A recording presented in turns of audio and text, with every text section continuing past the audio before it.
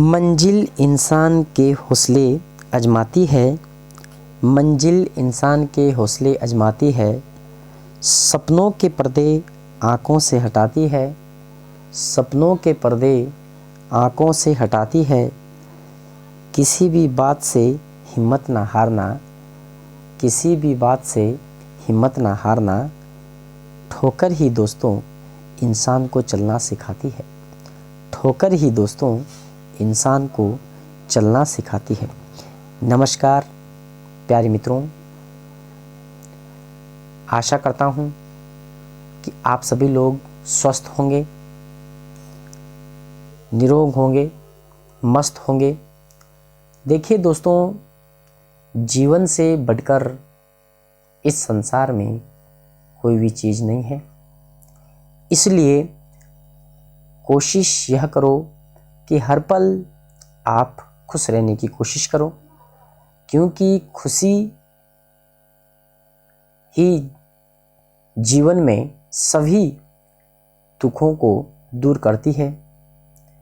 मैं समझ सकता हूँ कि इस बेरोजगारी से त्रस्त होकर बहुत सारे नौयुवा भाई बहन परेशान होंगे, लेकिन परेशान रहना ही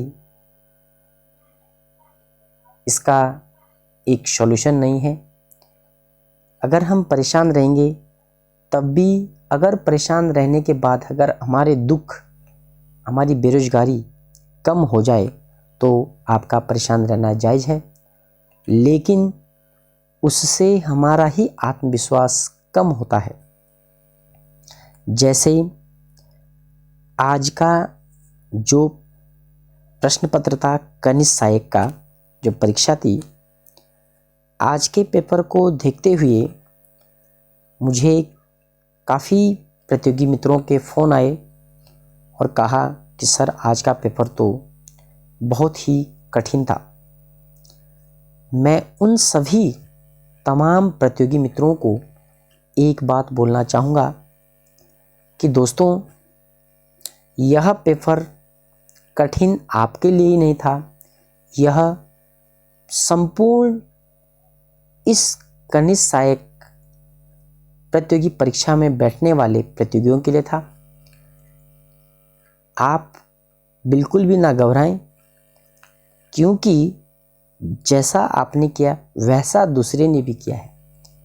आपको घबराने की आवश्यकता नहीं है, क्योंकि अब प्रश्न पत्र हो चुका है। अब घबराएंगे तब भी कुछ मिलने वाला नहीं है, क्योंकि जब तक इसकी उत्तर कुंजी आती है तब तक आप बहुत ही परेशान रहेंगे। जो आसान प्रश्न थे, हाँ, अगर आपने वो आसान प्रश्न गलत किए हैं तब जाके थोड़ा आपको परेशान होना बनता है, अन्यथा किसी भी प्रकार को आपको परेशान नहीं होना है। इसकी जो मेरिट रहने वाली है, मेरिट भी इसकी कम ही रहेगी। आप अनर्गल चर्चा न करें, क्योंकि आज मोटिवेट कम करते हैं और डिमोटिवेट ज़्यादा करते हैं। बहुत सारे लोग कहेंगे कि प्रश्न पत्र आसान था। मैं उन सभी तमाम दोस्तों को कहना चाहूँगा कि आप इसी प्रश्न पत्र को 2 घंटे परीक्षा हॉल के अंदर बैठकर आइए और इस प्रश्न पत्र को करिए। दोस्तों, जो परीक्षा हॉल के 2 घंटे का समय है या 2 घंटे की अवधि है, वही हमारी ज़िंदगी का असली समय बताता है कि हम एक प्रेशर में किस प्रकार से उसको अपने अनुसार कर सकते हैं, और जो 2 घंटे सही प्रकार से सकारात्मक रूप से उपयोग करता है तो उसकी ज़िंदगी सफल हो जाती है। लेकिन वहाँ से हमको उन 2 घंटों के अंतराल में बहुत कुछ सीखने को मिलता है। सहनशीलता, आत्मविश्वास बनाए रखना, अपने मस्तिष्क में नकारात्मक थॉट को ना लाना, तमाम प्रकार की बहुत सारी चीज़ें ऐसी है जो हमारी परीक्षा में बाधा बनती है। प्यारे मित्रों, मैं इस प्रश्न पत्र पर चर्चा करूंगा और जो मेरे उत्तर होंगे या मेरे द्वारा जो उत्तर कुंजी तैयार की गई है या मैं उत्तर कुंजी दूंगा, ये 100% तो बिल्कुल नहीं है, क्योंकि आयोग के द्वारा जो कुंजी होगी आपने उसके अकॉर्डिंग लगाने हैं। लेकिन अभी संभावित जो उत्तर कुंजी है मेरे द्वारा, उस उत्तर कुंजी पर हम चर्चा करेंगे कि इसके जो आज प्रश्न पत्र दिए गए थे किसका उत्तर क्या हो सकता है, इस पर हम चर्चा करने वाले हैं। प्यारे मित्रों, एक कहावत बड़ी ही अच्छी है कि पैर में लगने वाली चोट संभल कर चलना सिखाती है और मन को लगने वाली चोट दोस्तों समझदारी से जीना सिखाती है। जो मन को चोट लगती है वो आगे हमको जिंदगी को समझदारी के साथ जीना सिखाती है। तो आइए प्यारे मित्रों, एक नए जोश और उमंग के साथ हम इस प्रश्नोत्तरी पर चर्चा करेंगे। तो आप लोग हमारा सहयोग बनाए रखें और अगर आप पहली बार हमारे इस चैनल पर आए हैं तो आप सब्सक्राइब जरूर कीजिए। अगर आपको कष्ट ना हो तो, अगर आपको कष्ट होगा तो आप प्लीज़ सब्सक्राइब भी ना करें, कोई दिक्कत नहीं है, लेकिन आप इस वीडियो को एक बार अवश्य देखें। आपको कुछ ना कुछ ज्ञान की प्राप्ति इस वीडियो के माध्यम से अवश्य होगी। चलिए, पहला जो प्रश्न है, विंडोज ऑपरेटिंग सिस्टम कंप्यूटर के किस फाइल को स्थायी रूप से हटाती है? तो यहाँ पर पूछा हुआ स्थायी रूप से हटाती है, तो स्थायी रूप से शिफ्ट और डिलीट का जब बटन दबाते हैं हम तो वो सिस्टम आपके स्थायी रूप से हट जाता है। निम्नलिखित में से किस शासक को शकारी कहा जाता है? देखिए दोस्तों, जो शकारी है, शकारी शब्द जो है हुनों की देन है और चंद्रगुप्त विक्रमादित्य को जो है शकारी कहा जाता है। इसका उत्तर आपका B is the right answer. Diwane Khalsa द्वारा अस्थायी रूप से प्रशासित जागीर भूमि, यानी कि जो प्रशासित जागीर भूमि थी उसे मदद ए माश कहा जाता था। सूर्यास्त नियम किस भूमि राजस्व व्यवस्था से संबंधित है? तो ये स्थायी राजस्व व्यवस्था से संबंधित है आपके पास सूर्यास्त भूमि। एक धर्म एक जाति मानवता एक ईश्वर का नारा किसने दिया? तो यह नारा प्यारे मित्रों नारायण गुरु के द्वारा यह नारा दिया गया है। मराठों ने गुरिल्ला रणनीति किसे सीखी? तो मराठों ने गुरिल्ला रणनीति मलिक अंबर के द्वारा गुरिल्ला रणनीति सीखी। भारतीय स्वतंत्रता आंदोलन के संदर्भ में कोमा गाता मारू क्या है? तो यह एक जो है जापानी जहाज था, जापानी बेड़ा था, तो जापानी जहाज, इसका उत्तर आपके पास ए इज द राइट आंसर, जापानी बेड़ा। भारत में वित्तीय केंद्रीकरण की दिशा में सर्वप्रथम महत्वपूर्ण कदम उठाने का श्रेय किसे जाता है? तो वैसे तो केंद्रीकरण नीति का जो महत्वपूर्ण श्रेय है वो लॉर्ड रिपन को दिया जाता है, लेकिन उसके सूत्रधार जो है आपके पास लॉर्ड मेयो थे, जो कि आपके पास लॉर्ड रिपन कहीं पर भी ऑप्शन में नहीं है। तो सूत्रधार इसके माने जाएंगे और सूत्रधार आपके पास लॉर्ड मेयो थे। लॉर्ड मेयो के बाद जो है लॉर्ड रिपन ने जो है इस पर कार्य किया था। अगला है, निम्नलिखित कौन सा एक मौलिक अधिकार भारत की भूमि पर सभी व्यक्तियों के लिए चाहे नागरिक हो या विदेशी उपलब्ध है? तो प्यारे मित्रों, आपको इतना तो आपको पता ही है कि भारत में नागरिकों के लिए जो हमारे पास आर्टिकल दिए गए हैं, उन आर्टिकलों में आपके पास अनुच्छेद 15, अनुच्छेद 16 और आपके पास अनुच्छेद 19 और अनुच्छेद 29 और 30 जो है नागरिकों को यह अनुच्छेद दिए गए हैं। और इसका जो सही उत्तर होना था, इसका सही उत्तर था शोषण के विरुद्ध अधिकार, जो कि विदेशी नागरिकों को भी दिया गया है। नीति आयोग का गठन कब किया गया है? जनवरी 2015 को नीति आयोग का गठन किया गया है, जिसका पहले नाम जो है योजना आयोग रखा गया था 1950 में। ठीक है, अगला प्रश्न है, भारत में जनता के यानी कि भारत में जनता का धन संरक्षण है उसको कौन रखता है? तो आपके पास CAG कैग जो है इसका उत्तर होना था। तो यानी कि भारत के नियंत्रक महालेखा परीक्षक आर्टिकल 148 के तहत जिसकी नियुक्ति राष्ट्रपति के द्वारा की जाती है। जिला परिषद की विशेष बैठक बुलाने के लिए कितने सदस्यों की आवश्यकता होती है? तो जिला पूर्ति की बैठक बुलाने के लिए जो है आपके पास जो quorum पूरा करना होता है, 74वां संवैधानिक संशोधन के तहत आपने पढ़ा है कि जो quorum पूरा करना पड़ता है 1/3 सदस्यों का होता है। और इसी में जो है जो ग्राम पंचायतों में quorum 1/2 करना होता है। तो इसका उत्तर आपके पास B is the right answer. एक कंप्यूटर जिसकी मेमोरी 256 मेगाबाइट हो वह अधिकतम होती है, तो इसमें जो है आपके पास 256 गुणा 1024 गुणा 1024 इज़ द राइट आंसर। अगला प्रश्न है किस वर्ष भारत के उच्चतम न्यायालय ने ट्रांसजेंडर को तीसरे लिंग के रूप में मानने के लिए यानी कि निर्णय पारित किया? तो आपको पता है कि 2014 में यह बात आई थी और सुप्रीम कोर्ट के द्वारा जो है यह बात 2014 में की गई थी कि 2014 में यह जो है निर्णय लिया गया। जनगणना 2011 के अनुसार निम्नलिखित राज्यों में से किसमें ईसाई धर्म की जनसंख्या सबसे कम थी? तो हिमाचल राज्य में जो ईसाई धर्म की जनसंख्या सबसे कम थी। सियाचिन हिमनद के निम्नलिखित दर्रों में से कौन सा भारत में नहीं है? तो ग्रेस ब्रह्मदरा जो है भारत में नहीं है। निम्नलिखित में से किससे संदर्भ में भारत के थालवेग सिद्धांत का आह्वान किया? तो आपके पास सरक्रिक जो है थालवेग सिद्धांत का आह्वान किया। निम्न में से एक उत्तम प्रकार का लोहा अयस्क है। मैग्नेटाइट जो है एक उत्तम प्रकार का लोहा अयस्क है। जनगणना वर्ष 2011 के अनुसार राज्य में किस एक में अनुसूचित जाति की जनसंख्या सबसे अधिक है? यानी कि अनुसूचित जाति की जनसंख्या का सबसे अधिक प्रतिशत है। जनसंख्या का जो सबसे अधिक प्रतिशत है अनुसूचित जाति का, तो वह है आपके पास हिमाचल प्रदेश। राजीव गांधी राष्ट्रीय भूजल प्रशिक्षण एवं शोध संस्थान स्थित है, तो यह जो शोध संस्थान है आपके पास छत्तीसगढ़ के रायपुर में स्थित है। अगला प्रश्न है सिल्यूरियन शैल निम्नलिखित शैल तंत्रों या क्रमों में से किससे संबंधित है?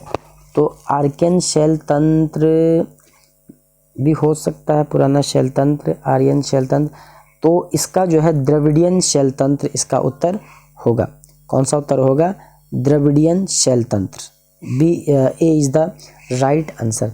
निम्न में से क्या भारतीय संघीय बजट 2023-24 की 7 प्राथमिकताओं जिन्हें सप्तऋषि का नाम दिया गया है में नहीं है? तो महिला सशक्तिकरण जो है सप्तऋषि उसमें नहीं लिया गया है। भूकंप से प्रभावित तुर्की की मदद के लिए भारत ने निम्न में से कौन सा ऑपरेशन शुरू किया? तो यह मैंने आपको जो है नोट्स में अच्छे प्रकार से लिखा रखा है और करंट वाला अगर आप नोट्स देखेंगे तो करंट वाले नोट्स में मैंने आपको लिखा रखा है। और दोस्तों ये भी मैंने आपको बताया है कि तुर्की में मदद के लिए सबसे पहले जाने वाला देश भी आपका भारत ही है, तो इसका है आपके पास ऑपरेशन दोस्त। पहला द्विपक्षीय हवाई अभ्यास वीर गार्जियन 2023 निम्नलिखित में से किन देशों का संयुक्त उद्यम है? तो इसका जो उत्तर होना था प्यारे दोस्तों भारत और जापान का इसका सही उत्तर होगा। गूगल द्वारा शुरू की गई आर्टिफिशियल इंटेलिजेंस सर्विस का क्या नाम है? तो इसमें आपके पास जो आर्टिफिशियल इंटेलिजेंस सर्विस है इसका ChatGPT इसका उत्तर होगा।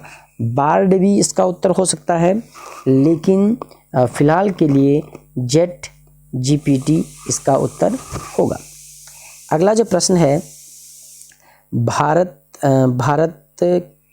के निम्न में से किस राज्य में फरवरी 2023 में खेलो इंडिया विंटर गेम्स का आयोजन किया गया? बिल्कुल देखिए दोस्तों, इस पर हमने क्लास में भी चर्चा की थी, अगर आप लोगों को याद होगा।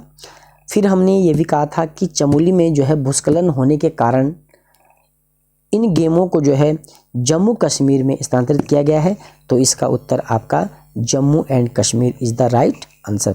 संविधान का अनुच्छेद 1 भारत को घोषित करता है? बहुत ही अच्छा प्रश्न है।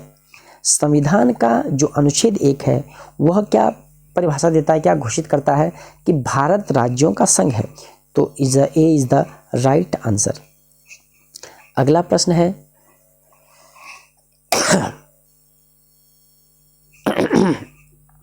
निम्न में से किस राज्य में फरवरी 2023 में हुई भारत की पहली ग्रामीण विज्ञान कांग्रेस में मेजबानी की?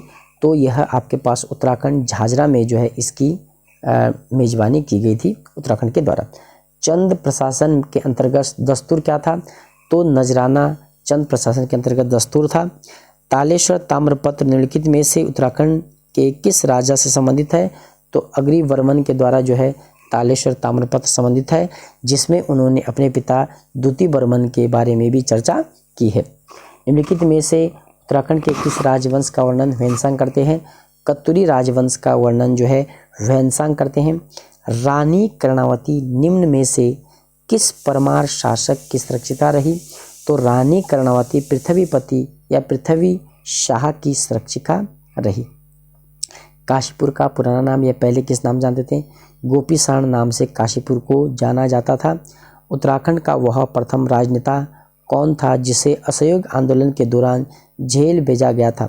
असहयोग आंदोलन आपको पता है कि 1 अगस्त 1920 को प्रारंभ किया गया था और चौरी चौरा कांड के बाद जो है गांधी जी ने असहयोग आंदोलन को वापस लिया। 2020 में जो प्रारंभ किया गया था और असहयोग आंदोलन के बाद चौरी चौरा कांड के बाद जो है उसे वापस लिया गया था 1922 में, जब चौरी चौरा कांड की घटना घटित हुई।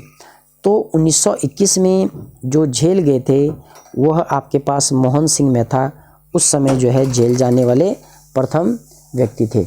मोहन सिंह मेहता उस समय जो है जेल जाने वाले प्रथम व्यक्ति थे। अगला प्रश्न है धारदुधा संबंधित है?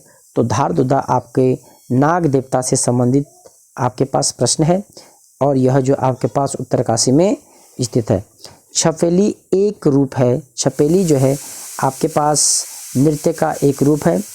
उत्तराखंड में कमीण का कार्य होता है। तो उत्तराखंड में निश्चित गांवों से राजस्व एकत्रित करना कमीण का कार्य होता है। हिल यात्रा प्रारंभ की गई थी।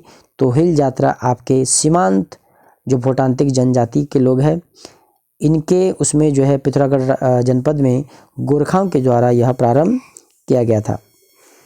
अगला प्रश्न है निम्न में से कौन सा मेला मछली पकड़ने से संबंधित है? तो मौन मेला मछली पकड़ने से संबंधित है, जो कि आपके पास अलगाड़ जो आपके पास अलगाड़ है वहाँ से जो है प्रारंभ किया जाता है। आपने देखा होगा कि टिमरू और कसमोल की जो जड़ें, टिमरू और कसमोल आदि टिमरू के जो आपके पास जो फल होता है, टिमरू के जो होते हैं बीज होते हैं उनको और कसमोल की जड़ों को पीसकर जो है नदी में डाला जाता है, ऐसी मान्यता मानी जाती है और फिर मछली को जो है पकड़ा जाता है। बाव जंसार के दोनों क्षेत्र जो है इकट्ठे हो जाते हैं, जो आपकी यमुना नदी है। ठीक, अगला है भद्राज एक लोक देवता है। तो प्यारे मित्रों, भद्राज जो है जौनसार बावर का एक लोक देवता है।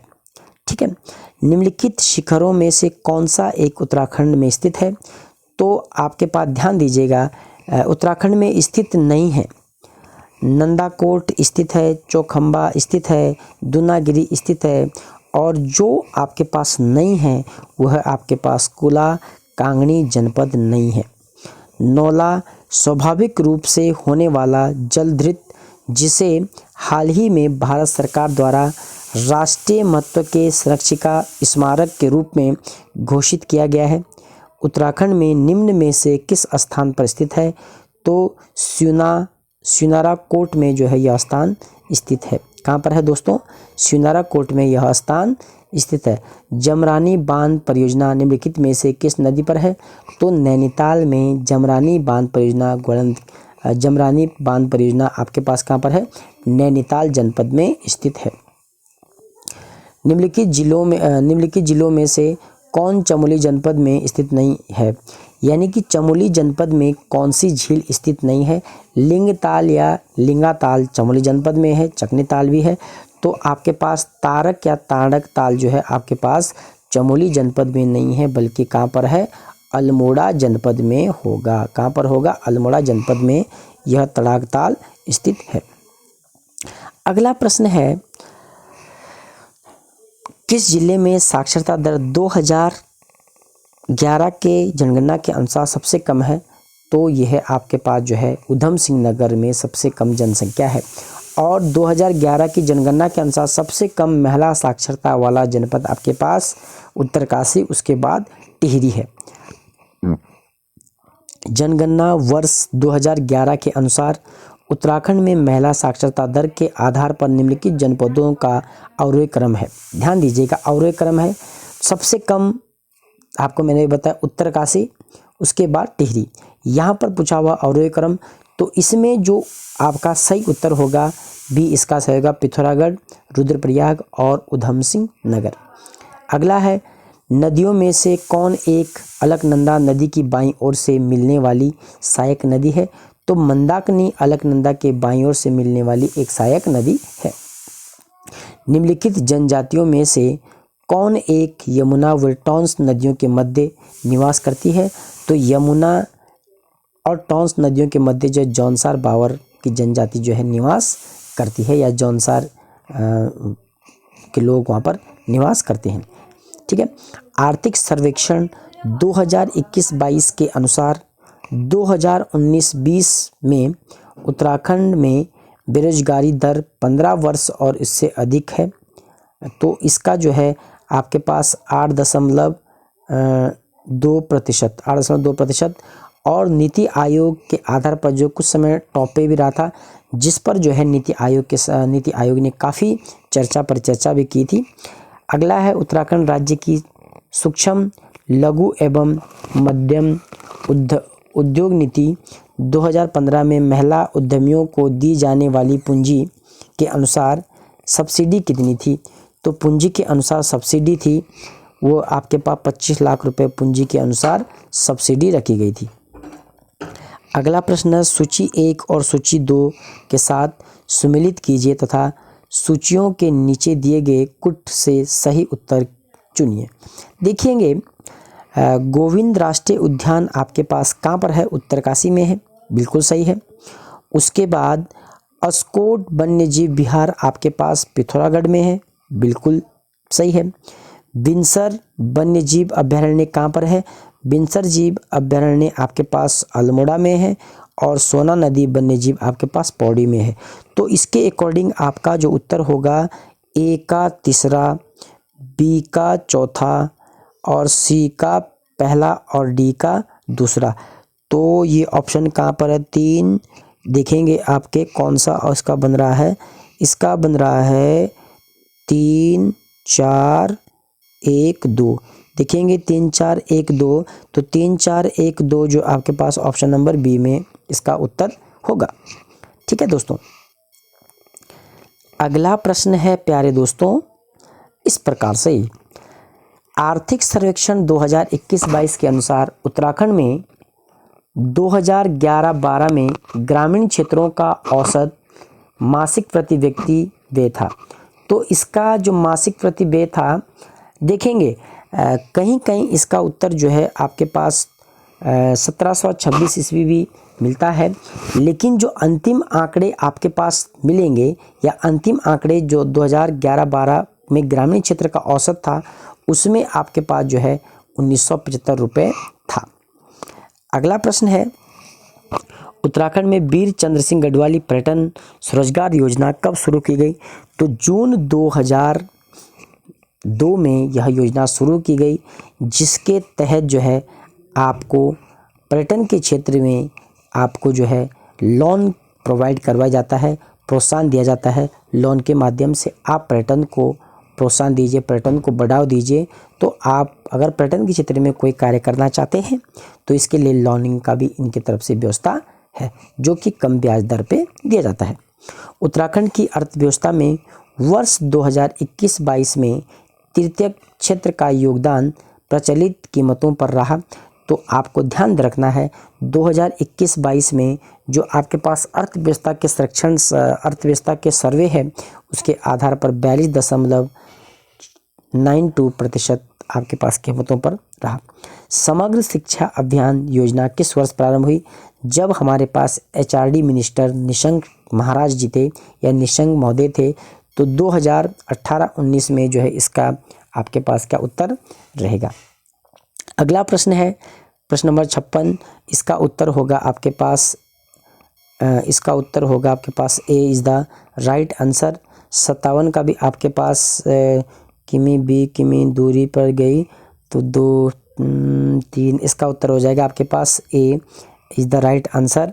अगले वाले का हो जाएगा आपके पास 174.60 रुपये।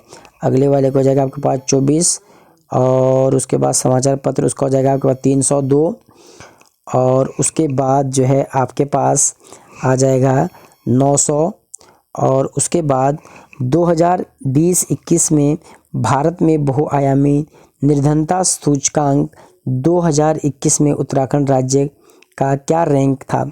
तो इसमें जो उत्तराखंड राज्य का जो रैंक था वो आपके पास 15वीं रैंक उत्तराखंड राज्य की रही। ठीक है। अगला है बल्ब में सामान्यतः कौन सी गैस भरी जाती है? तो बल्ब में आपके पास नाइट्रोजन और ऑर्गन गैस बल्ब में सामान्यतः भरी जाती है। ठीक हो गया। अगला प्रश्न है अग्निशामक मुख्यतः है, तो अग्निशामक आपके पास मुख्यतः सोडियम हाइड्रोजन कार्बोनेट या सोडियम कार्बोनेट होगा। Sodium carbonate is the right answer. सामान्यतः मार्स गैस को कहा जाता है मीथेन। सामान्यतः मार्स गैस है मीथेन, सामान्यतः मार्स गैस है। पर्यावरण के संरक्षण तथा सुधार हेतु पर्यावरण संरक्षण अधिनियम पारित किया गया 1986 में पारित किया गया। विद्युत धारा को उत्पन्न करने वाला यंत्र को कहा जाता है, तो विद्युत धारा को उत्पन्न करने वाला यंत्र जनरेटर होता है। मैंग्रोव होते हैं। मैंग्रोव जो है आपके पास नमक सहिष्णु वन होते हैं।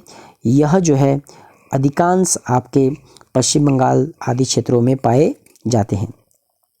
जैव विविधता अधिनियम बनाया जाता है, तो जैव विविधता अधिनियम बनाया गया आपके पास 2002 में जैव विविधता अधिनियम बनाया गया। निम्न में से कौन गाय की विदेशी नस्ल है? तो गाय की विदेशी नस्ल जो मुर्रा आपके पास हिमाचली है, साहिवाल भी आपके पास हिमाचली है, लाल सिंधी गाय भी आपके पास हिमाचली बोल रहा हूँ जो आपके पास साहिवाल और मुर्रा है ये हरियाणवी नस्ल की गायें हैं और लाल सिंधी भी आपके पास हरियाणवी नस्ल की गाय है और जर्सी आपके पास जो है ऑस्ट्रेलिया यानी कि विदेशी नस्ल की है, तो Jersey is the right answer. TCP और IP रेफरेंस मॉडल की 4 परतें हैं, तो transport control, IC internet application, तो इसका हो जाएगा आपके पास B is the right answer. ठीक है।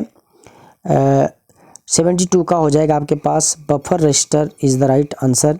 72 का उत्तर हो जाएगा आपके पास बफर रजिस्टर। डेटा इंस्ट्रक्शन की खोज करते समय निम्न में से कौन सी मेमोरी CPU द्वारा सबसे पहले रेफ़र की जाती है? तो कैश मेमोरी CPU द्वारा सबसे पहले रेफ़र की जाती है। जब कंप्यूटर ऑन किया जाता है तो सबसे पहले किस कार्य को संपन्न करता है या किस कार्य को संपन्न किया जाता है? तो इसके लिए आपके पास post is the right answer. किन विटामिनों की मात्रा मुर्गियों के भोजन में अधिक रखी जाती है? तो विटामिन A और विटामिन C मुर्गियों के भोजन में अधिक रखी जाती है। ये दोस्तों आज का प्रश्न पत्र इस प्रकार से था। काफ़ी ही अच्छा प्रश्न पत्र था। इतना आसान प्रश्न पत्र नहीं था जितना लोग इसे कह रहे हैं। अभी सभी लोग इसे बहुत आसान कहेंगे, लेकिन जब उत्तर कुंजी आएगी तो सब 80 वाले 60 पे आ जाएंगे और 60 वाले 50-40 पे आ जाएंगे। तो जो भी आपके नंबर है, जो भी आपके आ रहे हैं, आप बिल्कुल भी ना घबराएं। इसकी मेरिट, पुनः मैं एक बार दोबारा कह रहा हूं, इसकी मेरिट कम रहने वाली है। तो इसलिए मैं आपको यही कहूँगा कि यूं ही ज़मीन पर बैठे क्यों आसमान देखता है, यूं ही ज़मीन पर बैठे क्यों आसमान देखता है, खोल पंखों को ये ज़माना उड़ान देखता है। खोल पंखों को दोस्तों यह ज़माना उड़ान देखता है। प्यारे मित्रों, हंसते रहिए, मस्त रहिए, जीवन में खुशी खुशी अपनी ज़िंदगी को बिताइए। जय हिंद, जय उत्तराखंड।